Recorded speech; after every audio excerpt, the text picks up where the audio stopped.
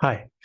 Now in this video, we're going to see how to create a login ID and a password for a new employee who's joined the system.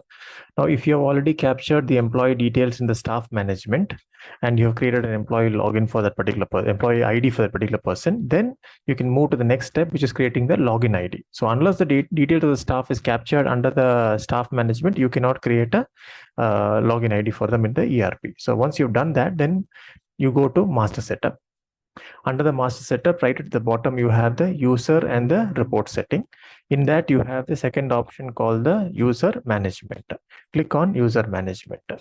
It opens this form. So here you can create a new employee ID and a password. So click on new and enter the name of the employee. Ideally, the user ID should be a single word without any space. The username can be the actual name.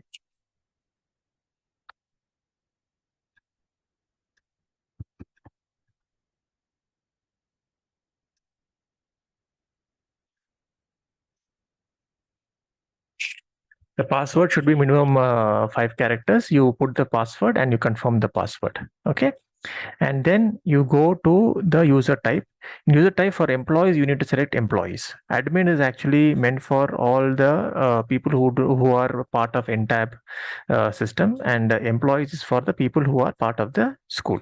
So you select the employees, and under the user group, you come and select the category. So let's say this is a teacher. So we select the teacher. And then in the employee name, employee here, you type in the name.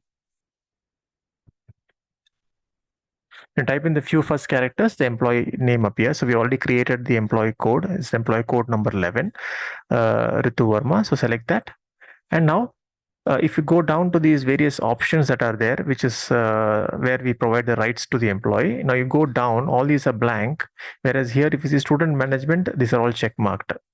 This is because for this category called teacher, the user group called teacher, we are given predefined certain rights. So when you select teacher, automatically these rights will be inherited by that particular new user ID. Transport we have not given because they are not managing transport. Fee also the teacher is not managing, hence they are not given that.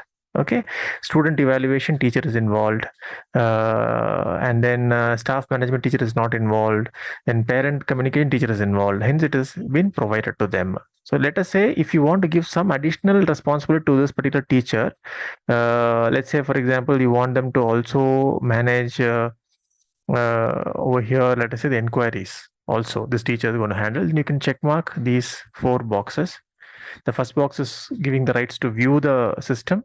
Second is to create new, edit it, and delete it. All these 3 or 4 options will be available to them.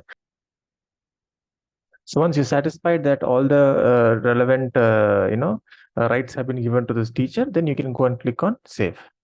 Automatically the user ID is created. So this is how you create the user ID and password. Once you've done that, you can go back, log out, and try the password, see if it is working right. If you use the same login ID and password, you will be able to log in and see how the system looks like for this teacher. This is how you create a new login ID and password for the employee. Thank you.